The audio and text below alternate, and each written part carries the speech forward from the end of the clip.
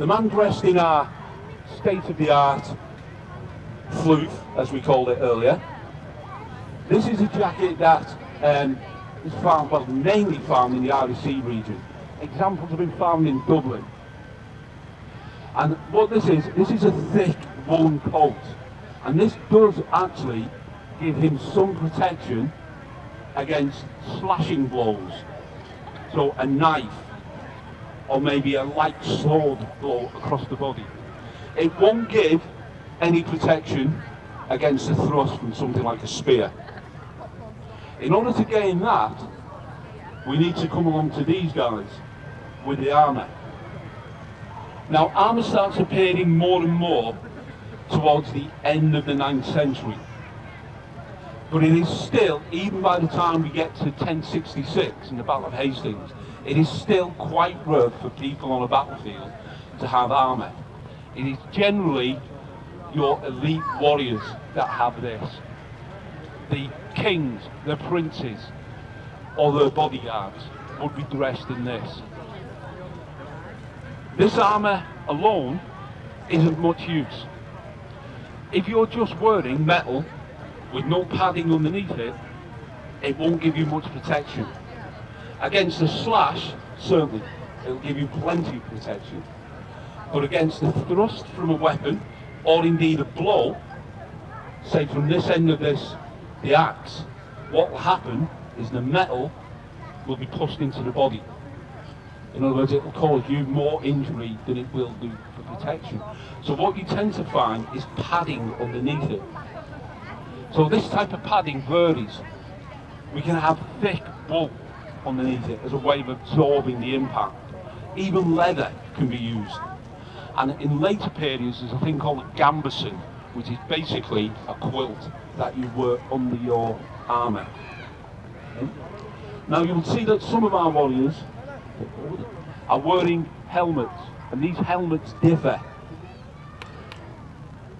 The one on my right, this is a Spangen helm type helmet. It's very common in Europe. It lasts for about 1,000 years. And we see variations on it. It is basically just metal bands, and in between the metal bands we could either have metal, hardened leather, or even horn in some places. These helmets develop into one-piece helmets as the forging technique and technology improves. But these helmets now, we call them spectacle helmets, and for obvious reasons. You've got these spectacles. These are actually representations of a helmet found in a Viking grave in Norway. When they put all the pieces back together, they got something like this. And you see different variations on it in different places. Okay? The helmet has bands along the top and the side, and it has this spectacle at the front. Okay? This helmet is fine, fine for raiding purposes, but it has two major problems. First of all, the shape. It's rather flat on the top, which means if he gets a blow on the top of the head, first of all, the energy compresses the bones in his neck. Secondly, because the way it's made, tilt forward, a hard blow will actually split the banding on the top. So that's not quite suitable for battlefields. We also have the spectacles. Although they do provide some protection, they also block your peripheral vision. So if you're actually fighting somebody, it's not the person there you need to worry about. It's the person there or the person there. You're in a blind spot. So what happens as the ability to make better quality helmets comes about, all they do is remove the spectacle, and you end up with that type of helmet. It still gives you good protection, but it opens up your field of vision.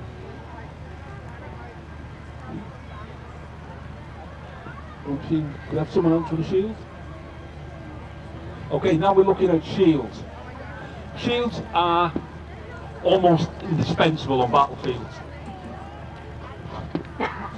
And over the Anglo-Saxon period, what we see is shields change. They change in size and they change in thickness. The thinnest shield that's so far been found in a grave was 5mm thick. And towards the 10th century, they increase in thickness and size to 10mm. So these shields are not just used to hide behind, they can be used as an offensive weapon. So,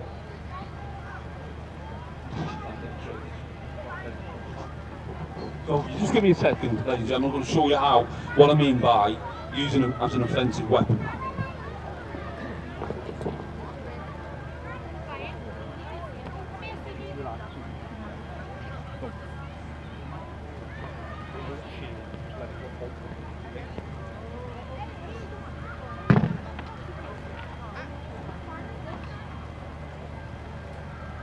Punch.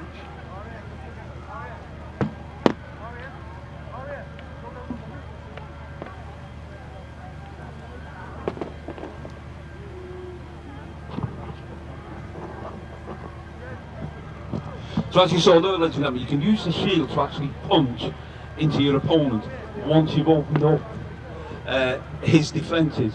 Now, tests using ballistic dummies have shown that you can actually produce enough force to crack ribs with the edge of a shield. So it's not just something to hide behind, it's something you can use actively. Now we're going to look at some of the weapons. We're going to start with the poshest weapon, the sword.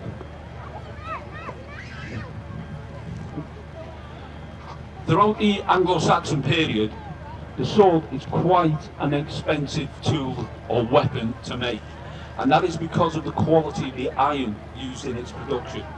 It takes a lot of time and effort, so they become expensive. Towards the 11th century, we start seeing more swords coming into play, and that's simply because the smelting techniques used improve, so it becomes quicker and easier to make the weapons. Okay? The sword is not used as though you were on an Olympic Games. There's no fancy footwork or anything like that. This is a hacking weapon. It's basically a sharp metal bar, and I'm using it like that. Big sweeps to cut through somebody with the weapon itself. It's still seen as almost like a warrior's weapon, even when they become easier to make. It's when we get to more like the medieval period that what we see is the sword becoming more common for your average man at arms. There is another weapon though.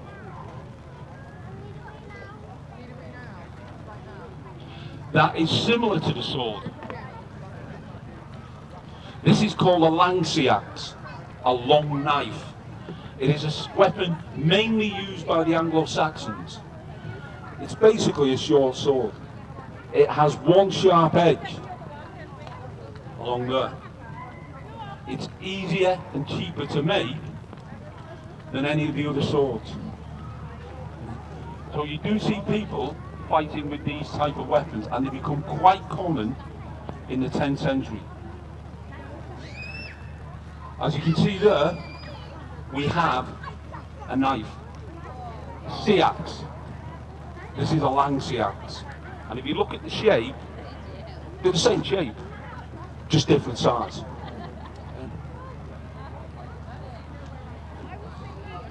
Okay, so that is, ladies and gentlemen, is the sword and the lancey axe.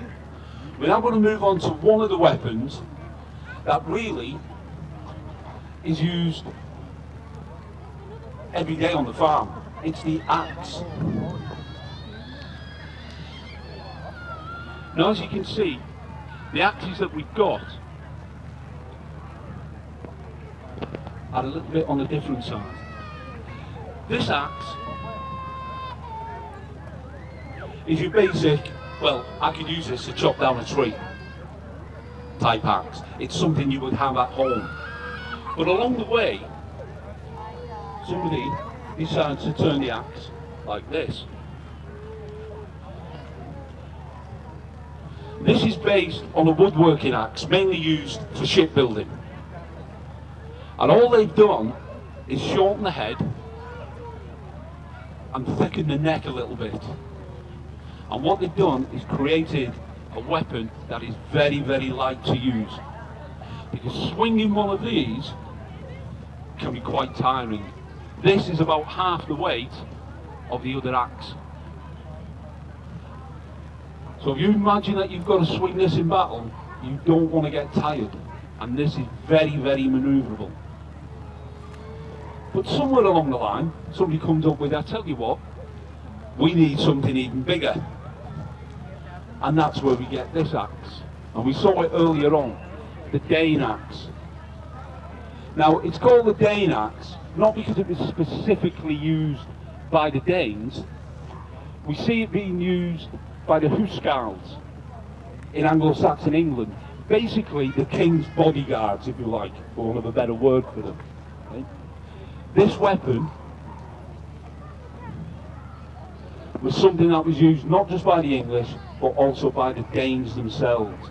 It's believed it's got its nickname, the Dane axe, because they first appeared during possibly the reign of Canute, the Danish king that ruled England and Norway. Denmark, not Norway, Denmark. And there are tales of this weapon being able to cut people quite literally in half. Okay.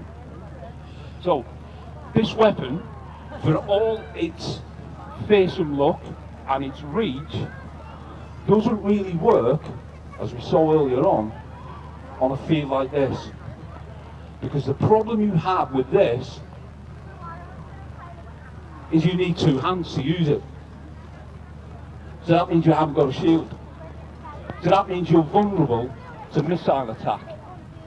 Be it arrows, spears, even rocks could be thrown at him. He has no other means of protecting himself other than his armour.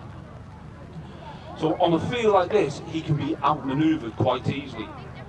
But you put him somewhere where he's got to defend maybe a bridge or a gate, you're going to struggle to get past that. And in 1066, at the Battle of Stamford Bridge, there are records of a Viking, a Dane, holding the bridge against the English. The English couldn't even get past him until, so the story goes, one Englishman got into a boat, bobbed along the river, and when he got under the bridge, poked upwards with a spear. That was the end of the man with the Dane axe. So, from the axe, we move on to the spear. Now the spear is again one of those weapons that is also a tool. You'd have used it for hunting. You'd have used it if you were a farmer and you had to go and protect your sheep from wild animals. But it's also very useful on the battlefield. It is the most common weapon that we find associated with battlefields in this country, and indeed in Europe. Okay? It takes very little skill to use this on a basic level. You are just poking somebody with it. But on another level, it can be used both ends, to strike, to stab.